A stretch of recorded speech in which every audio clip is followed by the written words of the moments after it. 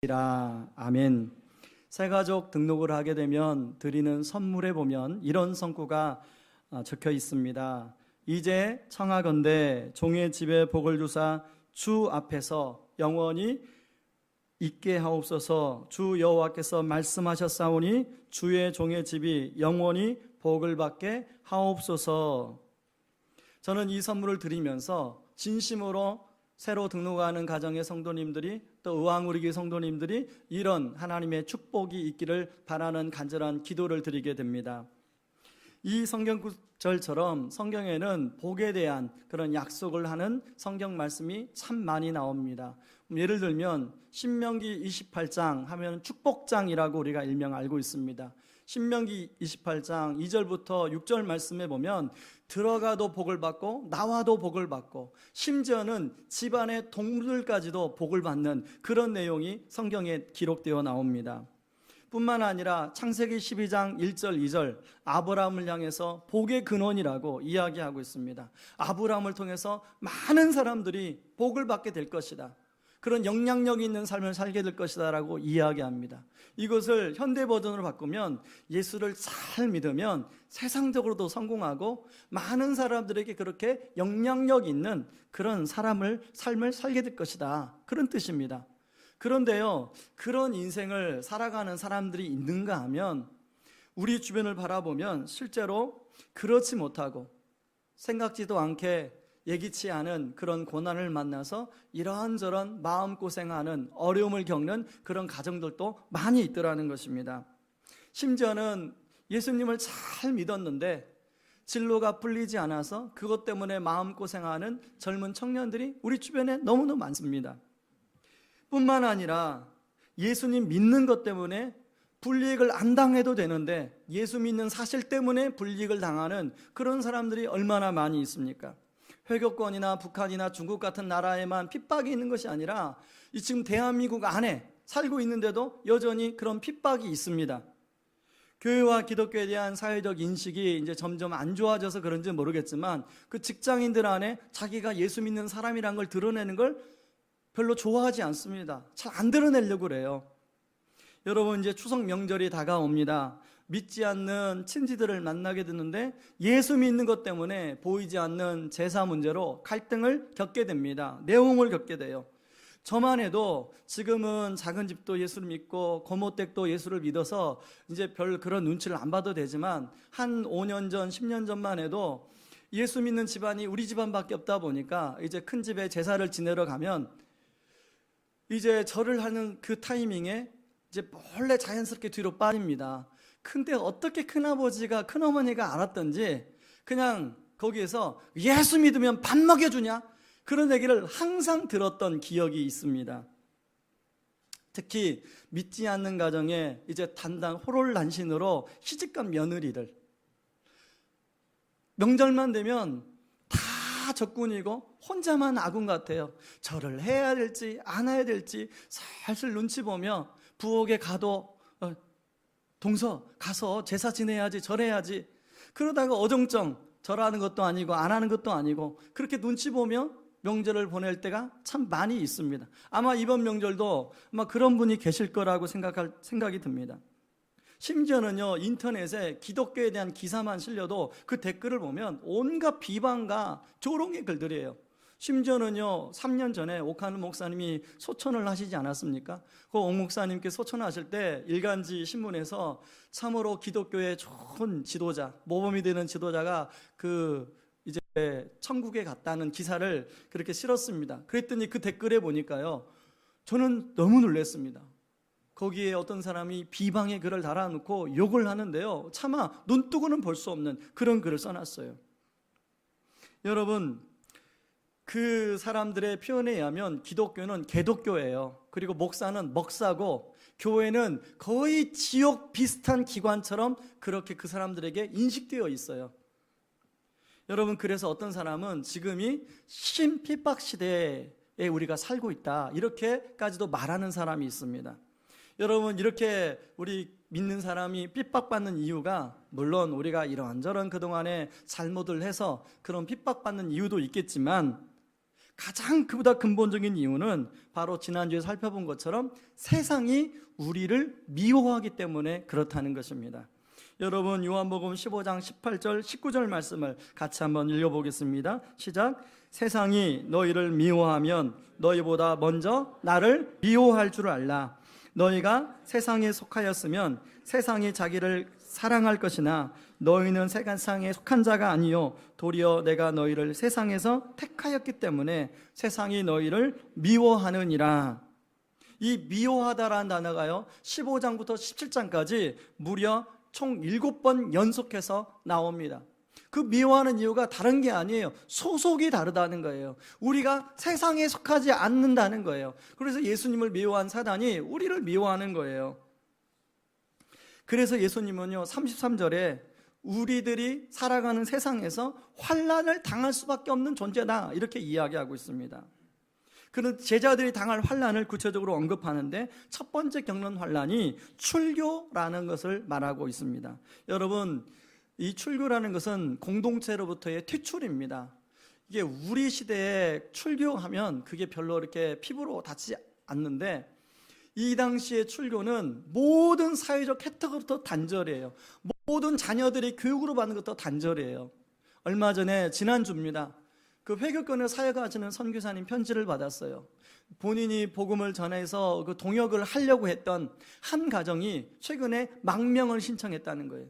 도저히 그 나라에서는 살 수 없으니까 이제 다른 나라, 기독교를 종교로 인정하는 그런 나라에 망명 신청을 했다는 거예요. 너무 아쉽다는 거예요. 여러분, 본인만 그렇게 살아가기 힘든 게 아니라 그 자자손손 살아가기 힘드니까 망명하는 길밖에 없잖아요. 그런데요, 제자들이 당하게 되는 환난은 단순히 출교로 끝나는 게 아니라 오늘 성경에 보니까 죽임을 당하게 되는 환난까지 당하게 된다는 것입니다. 여러분, 처음에는 예수님이 자기들을 떠난다는 것 때문에 근심이 있었어요. 그런데 이제 예수님이 그런 근심 정도가 아니라 이제 너희들이 출교를 당하게 되고 너희들이 죽을지도 모르게 된다 이런 얘기를 들으니까 제자들 마음이 어땠습니까? 6절에 보니까 내가 이 말을 함으로 너희 마음에 근심이 가득하였도다. 쉬운 성경으로 보니까 슬픔이 가득하였도다 이렇게 나옵니다. 그런데요, 이렇게 세상이 예수 믿는 사람들을 미워하고 핍박하는 이유가 뭐냐면 실족시키기 위함이라는 거예요. 여러분, 오늘 1절에 나오는 이 실족시키다라는 단어는 걸려 넘어지게 하다 그런 뜻을 갖고 있습니다. 세상은 우리를 걸려 넘어지게 함으로 넘어뜨리는 데 목적이 있다는 거예요. 2007년도 7월 넷째 주, 저는 잊을 수 없는 주간입니다. 제 생애에 그렇게 사단의 공격을 집중적으로 받아본 주간이 없는 것 같아요. 저는 그 주에 휴가를 맡았습니다. 그래서 어머니를 모시고 가족들과 함께 부산에 가서 쉬고 있었습니다. 그런데요, 비보가 날아들었어요. 이제 몇 주 후면 같이 가서 만나게 될 그 단기 선교 그 팀에 이제 가기로 했던 그 선교지에 선교사님 아들이 교통사고를 어젯밤에 당해서 그 자리에서 하늘나라를 가게 됐다는 거예요. 근데 그 형제는 군대 제대하고 나서 잠시 시간이 남아서 저희들 태국 단기 선교를 준비해줬던, 태국어를 가르쳐줬던 그런 형제입니다. 그렇기 때문에 태국어를 가르쳐주면서 여러 가지 이미 교제가 있는 형제였어요. 그러니까 이제 이메일로 주고받으면서 이제 몇 주 후면 우리 태국에 갈 텐데 거기 가서 막 그걸 준비하고 우리를 맞이하는 그러려고 하는 형제였습니다. 근데 그런 형제가 하루아침에 하늘나라를 갔다는 소식을 들으니까 그게 얼마나 가슴이 아파요. 그 형제는요, 아버지가 이제 어머니가 선교지에서 그 대부분이 목회자 자녀들이 좀 방황을 하지 않습니까? 방황을 하다가 이제 군대를 갔다 와서 하나님께 은혜를 받았어요. 그리고 이제 아버지 어머니 뒤를 이어서 내가 드디어 방황을 끝내고 이제 본격적으로 선교를 그렇게 내가 헌신하겠다 그렇게 각오하고 다짐하고 신학교를 입학해 놓은 상태예요. 여러분, 방황할 때 좀 데려가셔도 우리가 너무 마음이 아픈데 그렇게 이제 주님의 종이 되겠다고 다짐을 하고 신학기도 입학해 놓은 그 젊은 형제를 왜 주님이 데려가시는지 이해를 할 수가 없겠더라고요. 그런가 하면요, 그 주간이 어떤 주간이냐면 샘물교회, 아프가니스탄 샘물교회 단기 선교팀들이 아프가니스탄에 피랍이 됐던 그런 사건이 일어났던 그 주간이었습니다. 저는 제가 섬겼던 분당 우리 교회와 샘물교회는 형제교회 같은 교회였어요. 분당 그 샘물교회에서 사역하던 사역자가 분당 우리 교회에서 사역하고, 또 여기서 사역을 하다가 다시 샘물교회로 가고, 그래서 여러 가지 동역도 이벤트 어떤 그 사역도 같이 동역을 하던 그런 아주 좋은 그런 관계가 있던 교회였습니다. 그런데 그 배영교 목사님의 순교 소식은 저한테 충격이었어요. 배영교 목사님은 샘물교회 단기 선교팀의 책임자로 갔어요.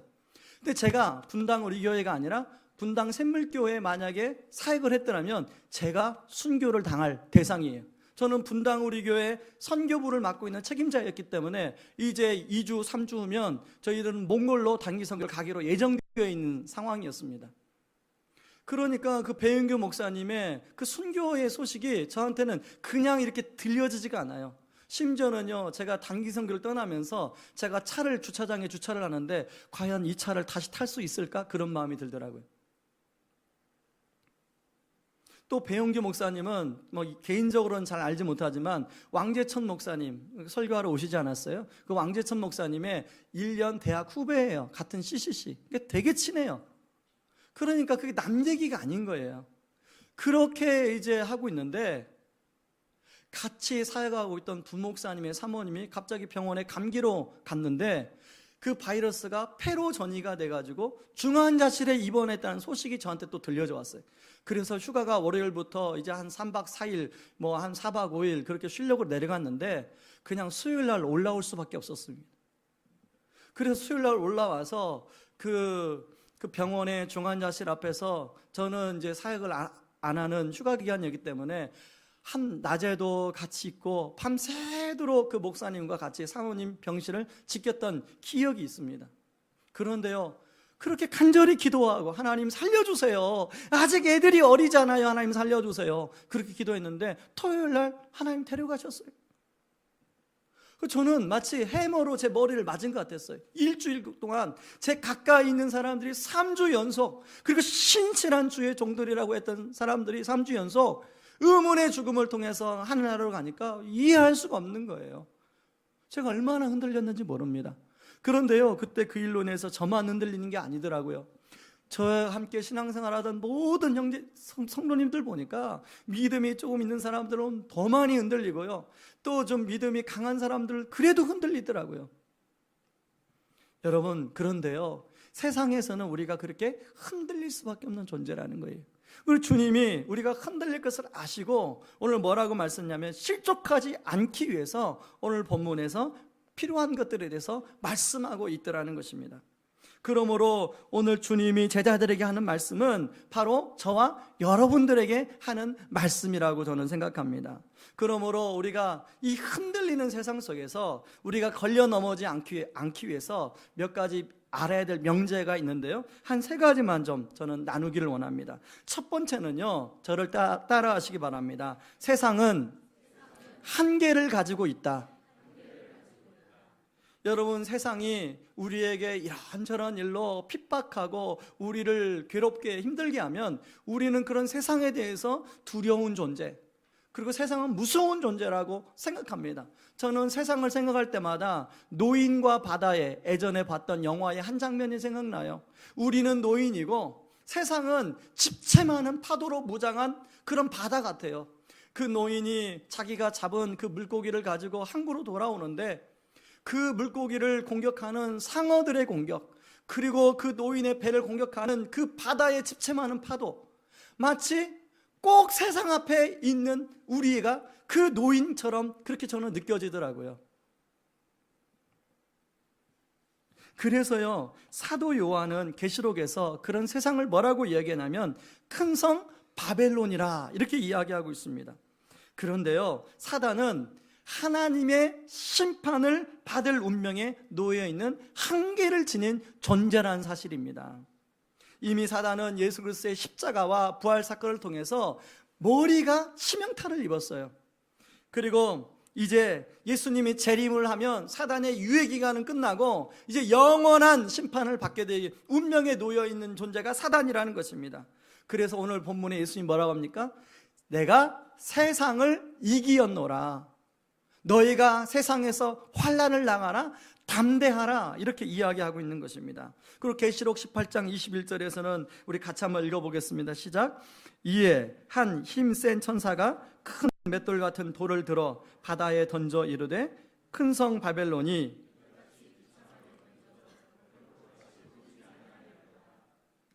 제가 지난번에 철로 역정의 예화를 드려 말한 것처럼 세상은 우리를 향해서 으르렁거리고 있어요.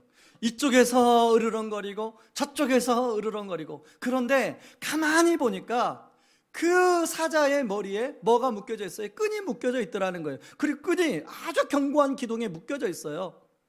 그러니까 아무리 사자가 으르렁거려도 앞만 정면만 똑바로 바라보고 걸어가면 사자에게 잡혀먹히지 않아요. 그런데 사람들은 세상이 으르렁거린다고 이리 쏠리고 저리 쏠리고 하다 보니까 그런 세상에 잡혀먹히고 말더라는 것입니다. 저는 한 사람을 좀 여러분한테 소개하고 싶습니다. 우리 사진을 좀 보여주시기 바랍니다. 여러분, 이분은 다니엘 김 선교사라는 분입니다. 이분이 최근에 철인이라는 책을 펴냈는데 이 철인이라는 책에서 이분이 이렇게 얘기합니다. 흔들리는 시대에 감당치 못할 복음으로 무장된 철인이 되어야 합니다. 이 책에서 이분은 지금 우리가 살고 있는 이 시대가 시계로 말하면 11시 59분을 가리키는 시대에 살고 있다는 거예요.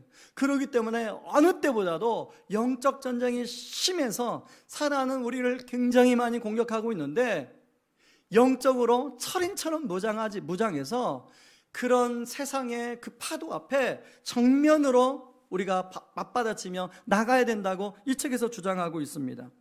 여러분, 다니엘 김이라는 사람이 이렇게 주장하기까지는요, 이 사람이 히스토리가 있어요. 이분이 아버지로부터 영향을 많이 받은 사람이에요.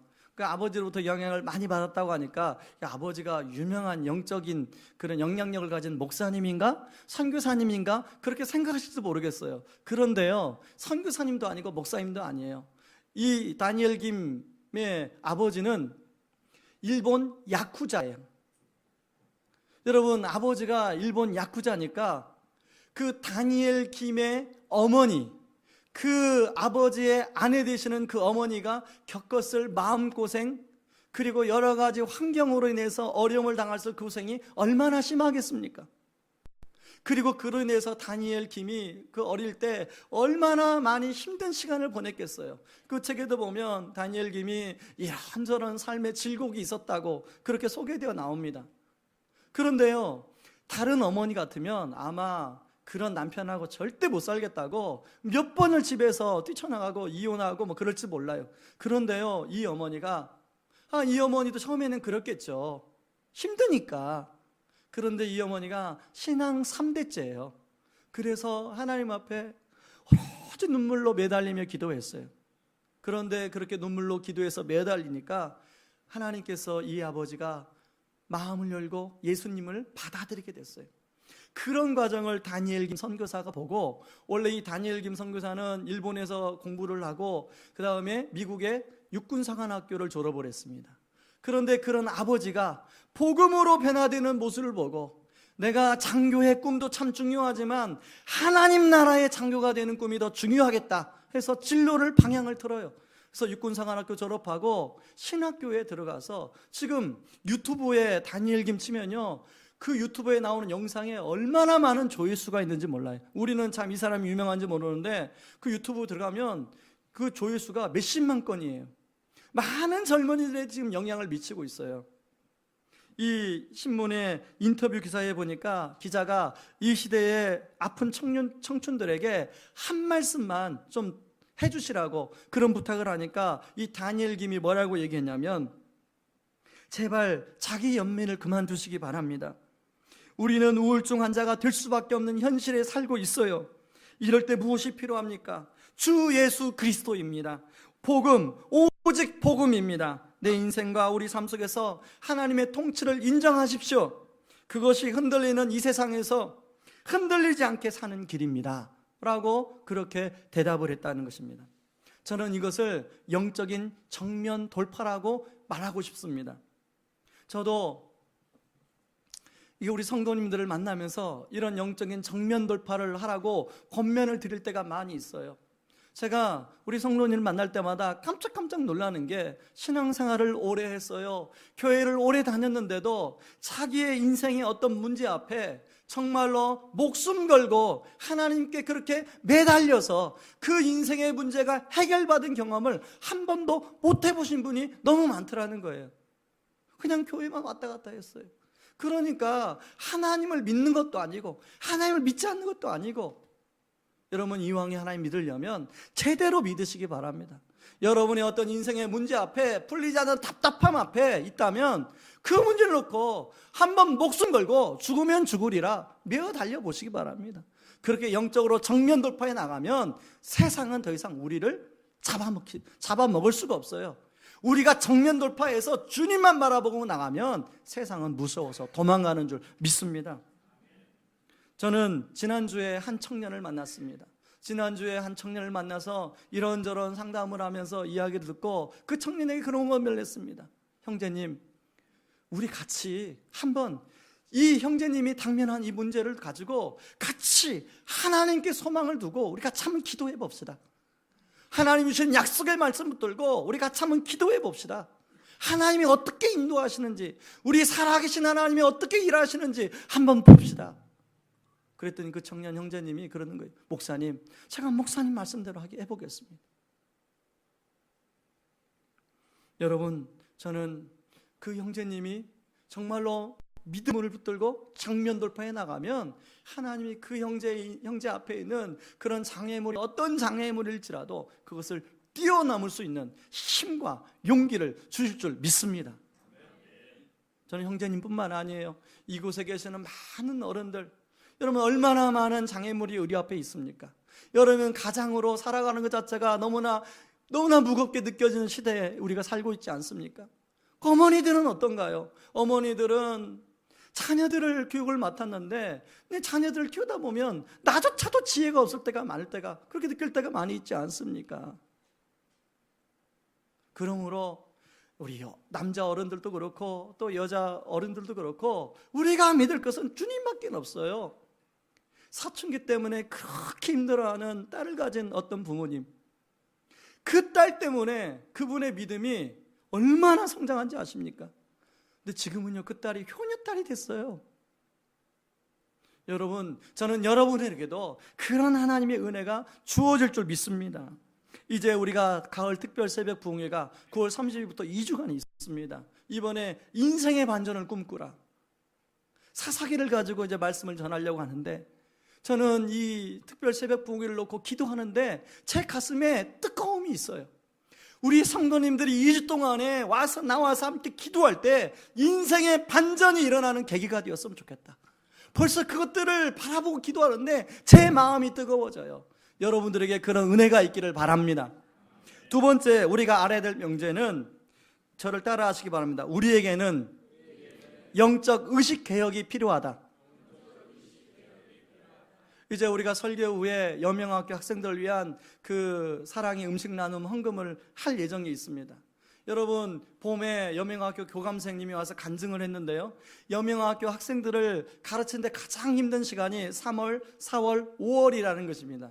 왜냐하면 이 아이들이 이제 탈북해서 하나원에서 교육을 받고 이제 세상으로 나와서 오자마자 여명학교를 들어오다 보니까 이 아이들의 몸은 대한민국에 와 있지만 여전히 생각이나 어떤 사고방식은 북한의 생각과 사고방식을 갖고 있더라는 것입니다. 주체사상의 영향, 그리고 북한의 사람들의 어떤 사고방식, 그리고 탈북하는 과정 가운데 상처받았던 것들을 갖고 있다 보니까 아무에게나 쉽게 문을 열지 않아요. 그리고 이 여명학교의 어떤 그 교육 방법이 잘 먹혀 들어가지가 않아요. 충돌도 많고 너무 힘들다는 거예요. 한 3개월 지나야 그것들이 어느 정도 해소가 되기 시작한다는 것입니다. 저는요, 그 여명학교 학생들을 생각하면서 마치 여명학교 학생들은 그 북한이라는 그 세상의 그 주체사상과 사고방식에 물들어서 그렇게 힘들어하지만 우리는 세상이라는 그런 왜곡된 그런 가치와 개념에 영향을 받아서 물들어 있지는 않은가, 그것 때문에 물들어 있음에도 불구하고 그것이 별 불편함 없이 살아가고 있지는 않습니까?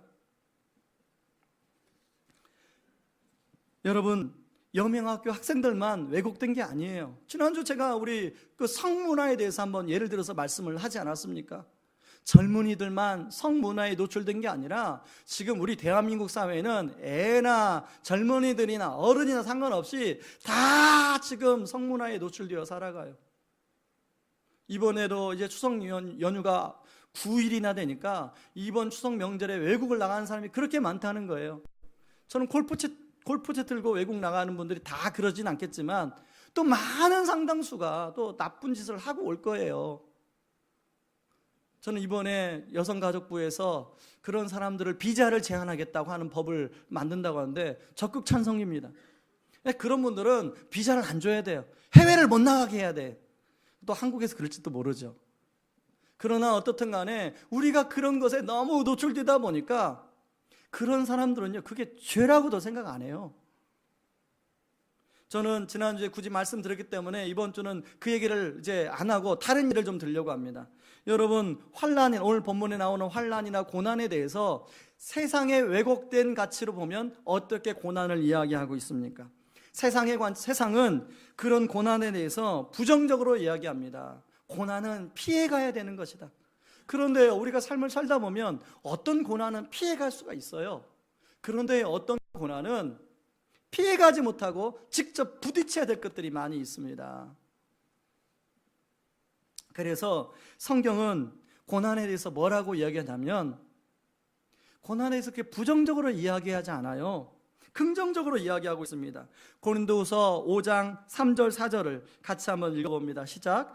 다만 이뿐 아니라 우리가 환난 중에도 즐거워하나니 이는 환난은 인내를, 인내는 연단을, 연단은 소망을 이루는 줄 알미로다. 여러분, 이 말씀을 예전에 제가 한번 설명해 드렸잖아요.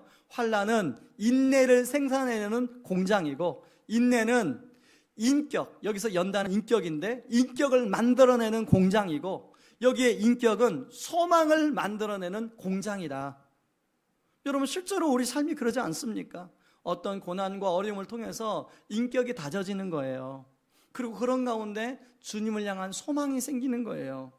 그런가 하면요, 고린도후서 1장 7절 같이 한번 읽어봅니다. 너희를 위한 우리의 소망이 견고함은 너희가 고난에 참여하는 자가 된 것 같이 위로에도 그럴 줄을 알미라. 이 말씀은 고난을 겪어본 사람만이 다른 사람을 위로해 줄 수가 있다는 거예요. 여러분, 실제로 우리 주변에 보면 그런 사람이 많잖아요. 누군가가 나에게 이렇게 위로하러 왔는데 그 사람이 내가 겪은 고통을 겪어보지 않으면 그 위로가 아니에요. 겉으로는 위로인데 실제로 잘 위로가 안 돼요. 그런데 나랑 똑같은 경험을 미리 겪어본 사람이 그런 말을 해주면 그게 진짜 위로가 돼요. 여러분, 그 예가요, 지난주 월요일 날 힐링 캠프에 나온 이지선 자매입니다. 여러분, 이지선 자매 사진을 한번 보여주시기 바랍니다. 이 지선 자매는 대학교 4학년 때 오빠와 함께 이제 차를 타고 집으로 가다가 소주 5병 먹은 음주운전 하시는 분의 차량에 부딪혀서 전신 화상을 입었어요. 수술을 여러 번 하고 지금 이런 모습입니다. 여러분, 지선 자매의 사고 당하기 전의 모습을 한번 보시겠습니까? 사고 당하기 전에 대학교 4학년 때의 모습이 이래요. 힐링 캠프의 진행자가 지선 자매에게 이런 질문을 던졌습니다. 당시 대학교 4학년 재학 중이셨지요. 오뚝한 코, 고운 입술, 깨끗한 피부를 다 잃고 감사하는 마음을 어떻게 가질 수 있으셨나요? 이렇게 질문을 하니까 지선 자매가 뭐라고 대답을 하냐면 이렇게 대답합니다. 답은 하나예요. 하나님이 여기서 끝나게 하시지는 않을 것이란 믿음이 있었어요. 하나님이 너를 세상에 다시 세울 것이다. 병들고 힘든 사람들에게 희망의 메시지를 전하게 쓰실 것이다 라고 한 목사님이 기도해 주신 기도가 제 기도 응답처럼 들렸어요. 하나님이 그 약속을 이루어주고 계세요. 지금 여러 사람 앞에서 하나님을 간증하고 있으니까요, 저는 영광스러워요. 또 힐링 캠프 진행자가 이런 질문을 던졌습니다. 정말 사고 전으로 돌아가고 싶지 않나요? 그랬더니 지선자매가 이렇게 대답을 합니다. 제 고통이 끝없는 동굴이 아니라 터널이라는 걸 이미 알게 됐어요. 터널을 통과해 하나님의 계획을 알고 영광을 보게 됐어요. 다시 돌아가고 싶지 않아요. 지금이 감사하고 행복해요. 여러분, 지선자매를 통해서 얼마나 많은 고난 가운데 있는 사람들이 위로를 얻고 있습니까? 얼마나 많은 절망 가운데 있는 사람들이 도전을 받고 있습니까? 하나님께서 지선자매를 그렇게 사용하고 있는 거예요. 그런데요, 세상은 고난이라는 가치를 왜곡시키다 보니까 절망을 만나고 또 어려움을 만나면 많은 사람들이 자기를 자책하고 다른 사람을 원망하며 살아간다는 것입니다. 세상은요, 이런 고난뿐만 아니에요. 왜곡시킨 게 너무 많아요. 그런데 세상이 이렇게 왜곡시킨 것은 핵심을 왜곡시켜서 그래요. 핵심을 왜곡시킨 결과가 이런 것들로 나타나는 거예요. 그 핵심이 뭐냐면 8절입니다. 8절 같이 한번 읽어보겠습니다. 시작. 의에 대하여 심판에 대하여 세상을 책망하시리라. 이 말씀이 무슨 말씀이냐면 바로 죄와 의와 심판에 대한 개념을 세상이 왜곡시켜서 성령님이 오셔서 책망하신다는 거예요. 여러분, 예를 들면 죄, 여러분 성경에서의 죄는 어떤 것이 죄라고 이야기하고 있냐면 나를 지으신 창조주 하나님을 하나님으로 믿지 않는, 그리고 창조주 하나님이 보내신, 우리를 구원하시게 보내신 예수 그리스도를 나의 삶의 주인과 구주로 받아들이지 않는 것이 죄라고 이야기하고 있어요. 물론 도덕적인 죄 포함. 그런데요, 세상에서 죄는 뭐예요? 하지 말아야 할 것들을 하는 것, 그것만 죄라고 세상은 이야기합니다. 여러분, 죄의 개념을 너무나 한정시켜놨어요. 왜곡시켜놨어요. 그리고 의, 여러분 세상에서의 의는 무엇입니까? 뭔가 도덕적으로 의로운 행동을 하는 걸 보고 우리가 의라고 얘기합니다. 그런데 세상에 어떤 사람이 굉장히 의로운 행동을 어떤 걸 했습니다. 그런데요, 그 사람이 그 의로운 행동을 했다고 해서 그 사람이 정말로 100% 의로운 사람 맞습니까? 여러분, 그 사람이 그 행동은 의롭겠지만 다른 행동을 보면 그 사람이 의롭지 않은 게 너무 많아요. 그래서 성경은 해 아래 의인이 없나니 하나도 없다고 성경은 이야기하고 있는 거예요. 하나님의 기준에 맞추는 의로운 사람이 하나도 없다고 성경은 이야기하고 있는 거예요. 그러면 성경의 의는 무엇이냐? 그런 의로운 사람이 없기 때문에 하나님, 예수 그리스도를 믿으면 하나님이 그걸 의롭다라고 인정해 주신다는 거예요. 그게 의라는 것입니다. 그런데 사람들은 그런 의를 세상의 도덕적 개념의 의로만 그렇게 왜곡시켜놨어요. 가장 심각한 것은요, 심판이에요. 심판. 여러분, 세상은 끊임없이 지금 누려야 돼. 이 세상이 전부야. 저 세상 천국 없어. 그거 다 허구야, 거짓이야, 가짜야. 지금 있는 동안에 더 많이 벌어서 더 많이 여유롭게 그렇게 살아가야 돼. 그렇게 세상은 끊임없이 우리에게 메시지를 던지고 있어요. 그런데 성경은 뭘 이야기하고 있습니까? 분명히 심판이 있다고 이야기하고 있어요. 그리고 심판날에 예수님 믿는 사람들은 이제 그 주님이 오시면 영광의 보상을 받게 되고, 예수 믿지 않은 사람들은 백보자 심판을 받게 된다고 이야기하고 있는 거예요. 그런데요, 이미 예수 믿는 사람들도 심판하면 다 두려움이 있어요. 여러분, 그 지하철에서 또 이렇게 어디 가다가 이상한 요한계시록 설교 테이프다 이게 주는 그런 사람들 있잖아요. 그거 받아들이지 마세요. 그리고 뭐 무슨 베리칩이다 하는 얘기, 여러분 고지고대로 듣지만 그거 다 거짓말이에요. 성경적이지 않은 얘기예요. 하도 요한계시록 설교가 안 되니까 그런 이단들이 와가지고 요한계시록 가지고 사람들을 현혹시키는데, 제가 그래서 요한복음 끝나고 요한계시록을 한번 설교해 볼까? 그런 생각이 들었을 정도입니다. 여러분, 우리 주님이 오시는 날은 우리에게 영광스러운 보상이 주어지는 날이에요. 믿음으로 이 땅에서 애쓰고 수고한 사람들에 대해서 하나님이 상을 주는 날이에요.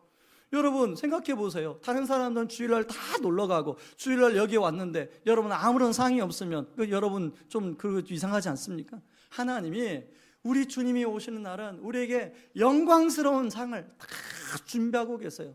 그날이 기다려집니까? 기다려지지 않습니까?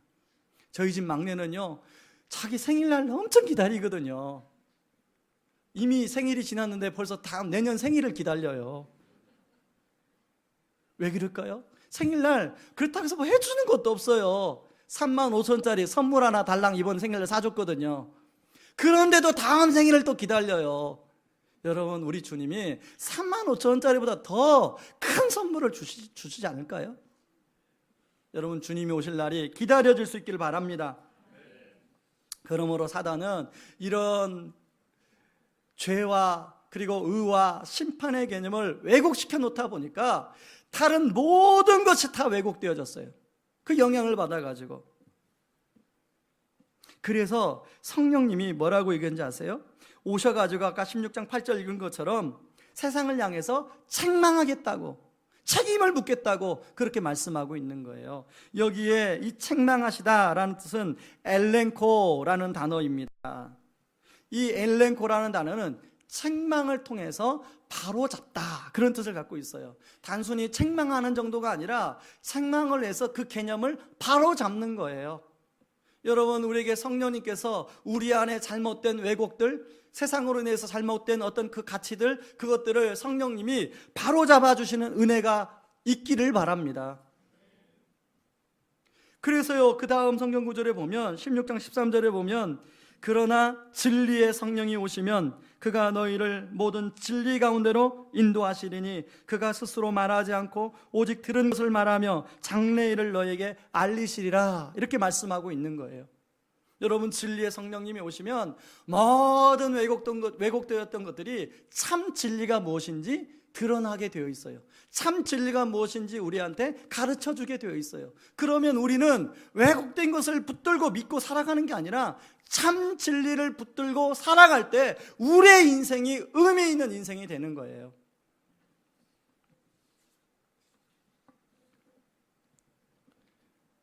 여러분, 우리는 여명학교 이제 갓 들어온 학생들처럼 그렇게 그 주체사상과 그 북한의 사고방식에 오염된 학생들처럼, 여러분, 우리는 세상에 오염되어 살아가고 있지 않습니까?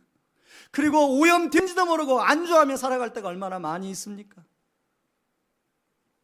그러므로 우리는 이제 그 진리의 성령님께서 이미 우리에게 오셨기 때문에 말씀을 통하여 하나하나 가르쳐 주시는, 왜곡된 것을 풀어주시는 그 성령님의 인도하심을 따라 우리가 살아가야 된다는 거예요. 그리고 교회는 바로 그렇게 성도님들이 살아갈 수 있도록 그것들을 바로잡아주는 역할을 해야 된다고 생각합니다. 여러분, 휘튼 대학에서 성경과 신학을 가르치는 게리 버지 교수는 교회의 역할에 대해서 이렇게 얘기합니다. 교회는 세상의 모든 마루 바닥들이 그 밑에서 기초를 형성하고 있는 세상에 의해 휘어졌기 때문에 참된 수직선을 제시하므로 세상이 우리의 실제를 어떻게 비뚤어지게 만들었는지를 사람들로 하여금 보게 만들어 주어야 한다, 그렇게 이야기하고 있습니다. 이 말이 무슨 말입니까? 세상의 바닥들이 이미 그 바닥 아래에 있는 세상이 왜곡되었기 때문에 그 왜곡된 세상 때문에 우리가 갖고 있는 어떤 생각의 바닥들, 사고의 틀들이 다 왜곡되어 있더라는 거예요. 교회는 그 수직선, 참된 기준선이 무엇인지를 알려줌으로 말미암아 자기 안에 어떤 바닥들이 흐트러져 있는지를 깨닫고 그것들이 보수되고 수정되고 교정되게 해줘야 한다는 말씀이에요. 여러분들은, 저는 어떤 마룻바닥이 지금 흐트러져 있습니까? 여러분, 저는 우리 교회가 이런 참된 수직선을 제시하는 교회가 저는 되기를 놓고 기도하고 있습니다. 저는 우리 교회 강단이 참된 수직선을 선포할 수 있는 강단이 되어야 된다고 저는 믿는 사람입니다. 그렇다면 선포되는 말씀 앞에 우리는 우리 안에 있는 흐트러진, 헝클어진 그 마룻바닥을 교정하고 수정해서 하나님이 원하시는 것이 무엇인지를 얻고 발견하고 순종하며 나아가는 은혜가 있기를 주님의 이름으로 축원합니다. 세 번째는요, 저를 따라 하시기 바랍니다. 그날은 반드시 온다. 여러분, 세상은 여전히 우리에게 이 세상이 전부다라고 끊임없이 메시지를 외치고 있어요. TV에 리모컨을 가지고 TV를 틀어도, 아침에 신문을 펼쳐도, 컴퓨터를 켜도 세상은 지금이 적기야. 이 세상이 전부야. 잘 살아보세, 잘 살아보세. 더 높은 연봉을 위해서, 더 편안한 삶을 위해서 살아야 된다. 그리고 자녀들에게는 더 좋은 대학교, 더 좋은 대학교 들어가야 인생을 성공할 수 있다고 이야기합니다. 근데 성공해서 뭐 하게 해요? 성공이 잘 살아서 뭐 하게 해요? 여러분, 그것이 진리라면 그렇게 살아가는 사람들이 그래도 세상에 있어요. 그런데 오히려 그렇게 살아가는 사람보다 그렇게 살아가지 못하는 사람이 훨씬 많아요. 여러분, 그런 사람들에게는 심리적 박탈감밖에 못 가져요. 만약에 이 세상이 전부라면.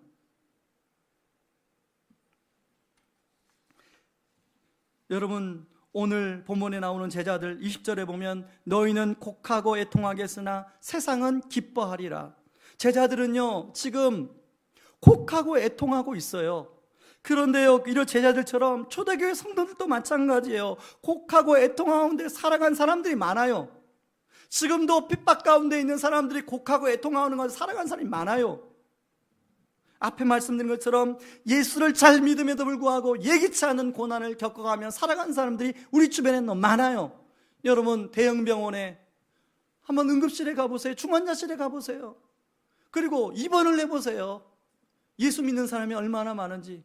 여러분, 만약에 이 세상이 전부라고 생각하면 그렇게 병원에서 치료받다가 그렇게 또 세상을 운명할 수 있잖아요. 그럼 그걸 어떻게 보상하냐고요. 우리는 절망할 수밖에 없어요. 이 세상이 전부라면 절망할 수밖에 없어요.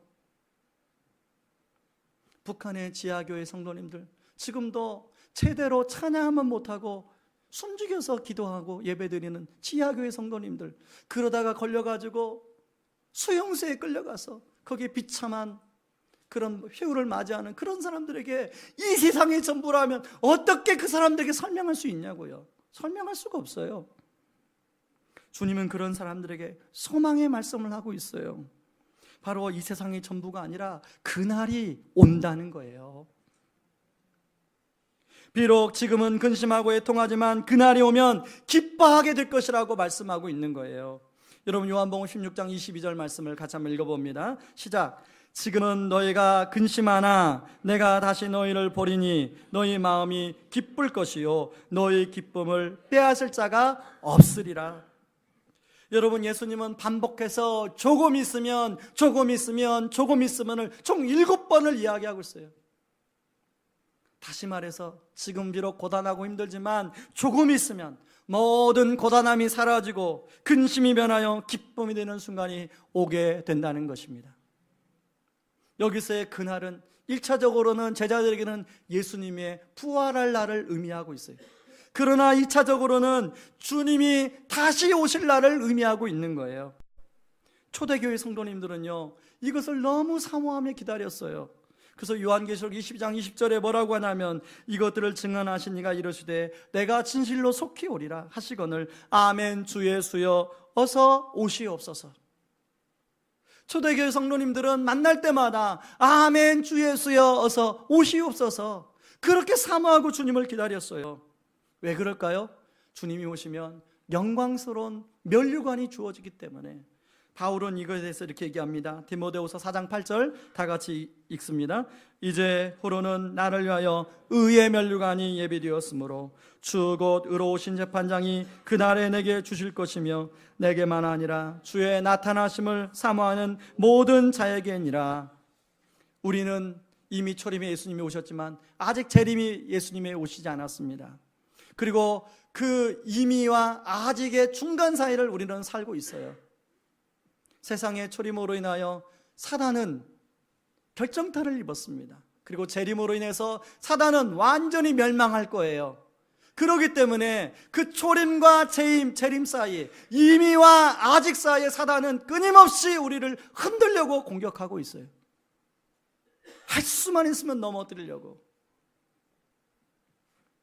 그러므로 우리 주님이 그런 것을 아시고 우리가 넘어지지 않도록 우리에게 성령님을 보내주셨어요. 그래서 그런 세상의 왜곡된 개념을 바로 잡아주시고 그 진리를 붙들고 살 수 있도록 우리에게 해주셨다는 것입니다. 저는 우리 주님이 오셔서 하나님 앞에 가면 물어보고 싶은 것이 있어요. 왜 그때 주님 2007년도 그 선교사님 아들을 먼저 데려가셨습니까? 이제 신학교 들어가서 아버지의 뒤를 이어서 선교에 헌신한 그 형제 왜 데려가셨습니까? 그리고 주님 그 꼬맹이들 둘 내려놓고 왜 그 사모님 먼저 데려가셨어요? 장래가 촉망했던 배용규 목사, 하나님 그 배용규 목사님 왜 먼저 순교의 제물로 받으셨나요? 저는 묻고 싶어요. 아니, 제가 물어보지 않아도 그날이 되면 그게 다 이해가 될 거예요. 세상이 왜곡시키고 우리의 지혜가 짧아서 우리가 이 땅에 살면서 이해할 수 없는 일들이 간혹 있어요. 그런데 그날이 되면 그것이 그 하늘의 비밀이 풀어지면 그 모든 것이 다 이해되어질 날이 있는 줄 믿습니다. 아마 여기에 계신 분들도 자기가 알고 있는 어떤 누구누구가 어떤 사건이 이해할 수 없는 사건이 있을 거예요. 근데 그날이 되면 그것들이 다 이해가 될 줄 믿습니다. 저는 어제 말씀을 준비하면서 한 찬양이 생각났어요. 금요일 날입니다. 이 찬양을 오래전에 불렀던 찬양인데 혼자서 컴퓨터에서 이 찬양을 듣고 있는데 제 마음 깊은 곳에서 눈물이 솟아나기 시작하는 거예요. 눈물을 멈출 수가 없어요. 가사가 이렇습니다. 여러분 주보에 잘 모르는, 여러분들이 모르는 찬양이어서 악보를 집어놨습니다. 나 지금 말고 훗날에 더 좋은 그 나라에서 이 눈물의 뜻을 알고 그 말씀 이해하리. 내 손잡은 주 믿고서 험악한 길 다갈 동안 늘 힘있게 찬송하면 그날 그 뜻 이해하리. 2절 가사는 이렇습니다. 이곳에서 못다한 일 그곳에서 끝마치고 저 하늘의 비밀 풀면 그땐 모두 이해하리.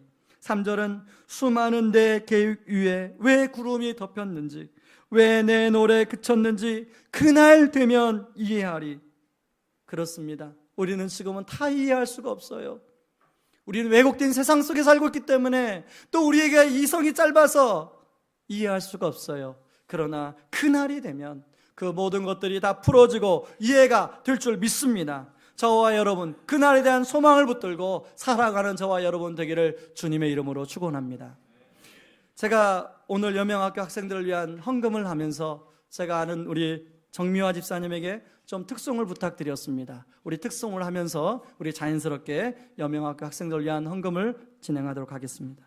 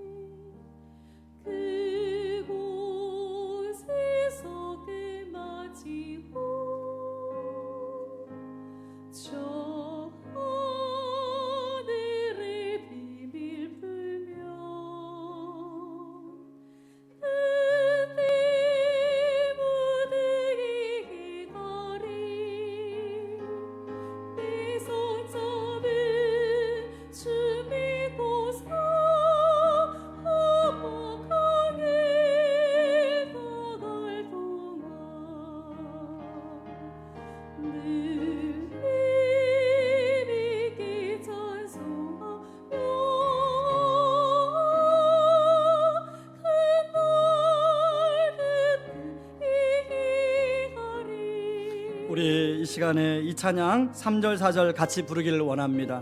수많은 내 계기에 왜 구름이 덮였는지, 왜 내 노래 그쳤는지 그날 되면 이해하리. 같이 찬양하겠습니다. 수많은 내 계획 위에 왜 구름이 덮였는지, 왜 내 노래 그쳤는지, 노래 그쳤는지 그날 되면 이해하리. 내 원하던 모든 것이, 원하던 모든 것이 왜 이루지 못했는지, 왜 내 희망 깨졌는지, 높은 데서 이해하리.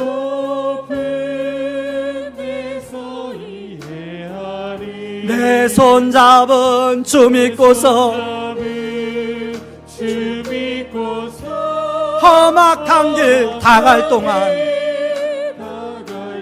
늘 힘있게 찬송하면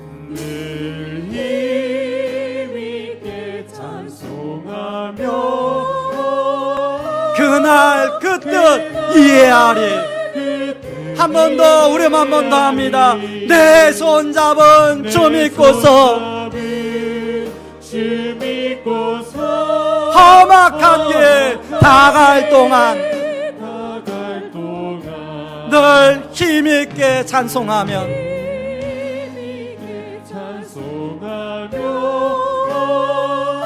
그날 그 뜻 이해하리. 우리 이 시간에 같이 한번 기도하길 원합니다.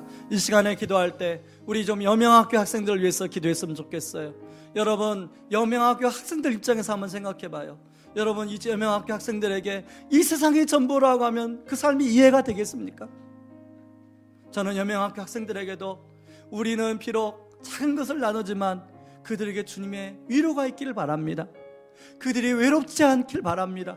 그들이 그 여명학교 한국에 와서 다시금 또 탈북해서 다시금 또 북한으로 돌아가는 게 아니라 그들이 하나님 주신 비전을 갖는 아이들 되게 하여 주시옵소서.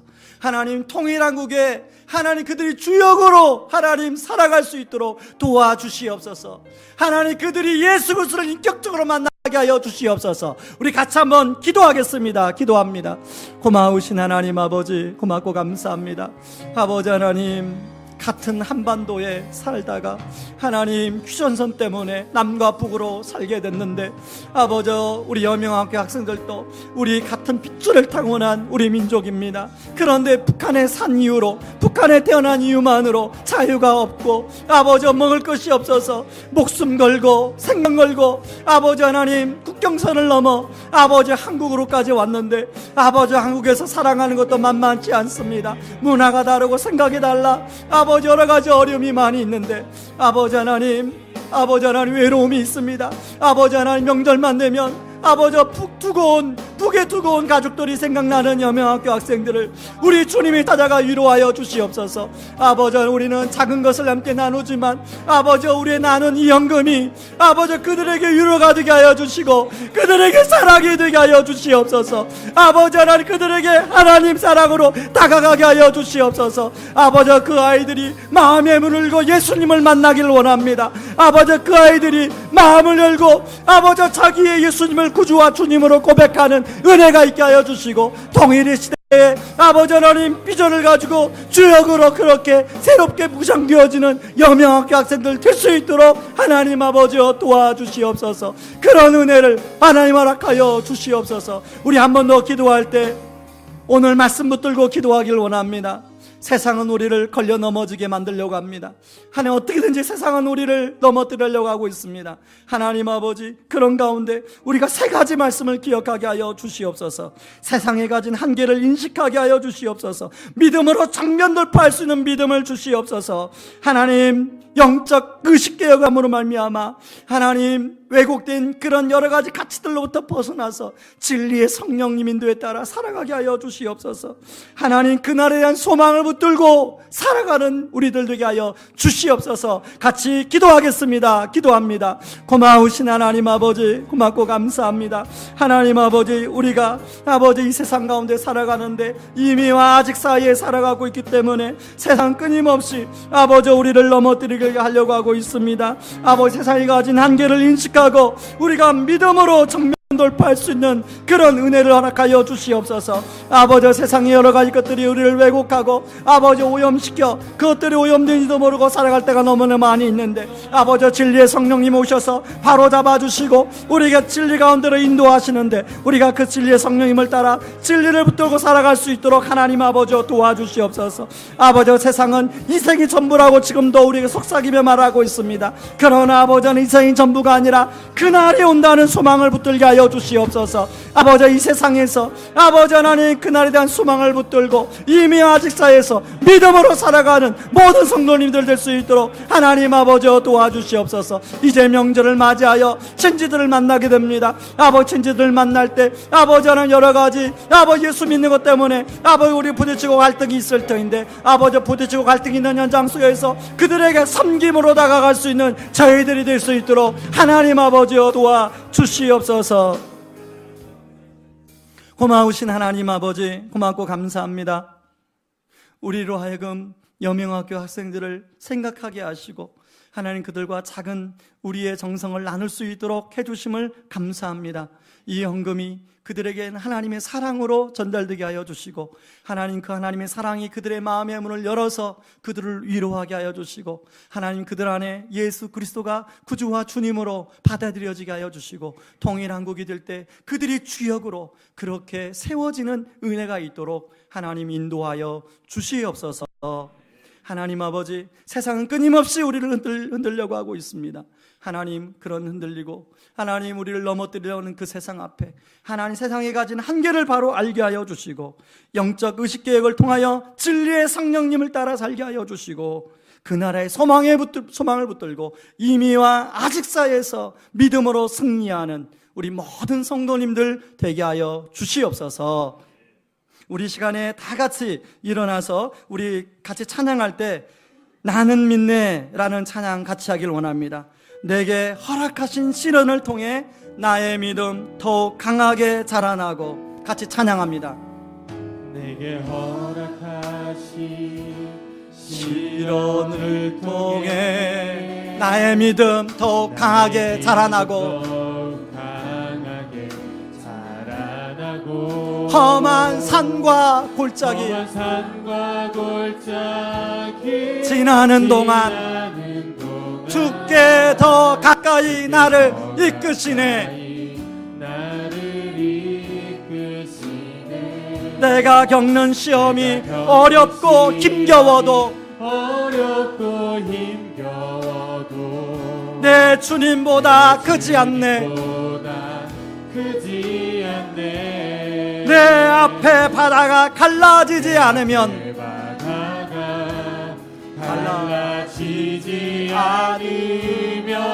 주가 나로 바다 위 걷게 하리. 우리 두 손 들어 찬양합니다.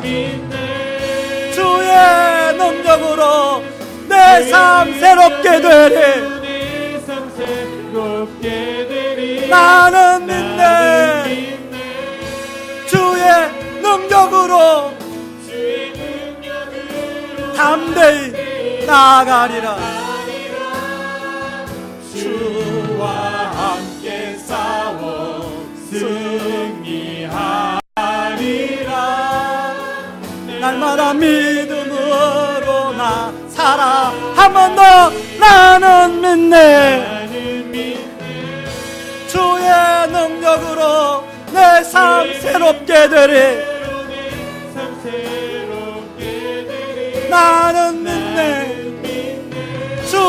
능력으로 담대히 나아가리라. 능력으로 담대히 나아가리라. 나는 주와 함께 싸워 승리하리라.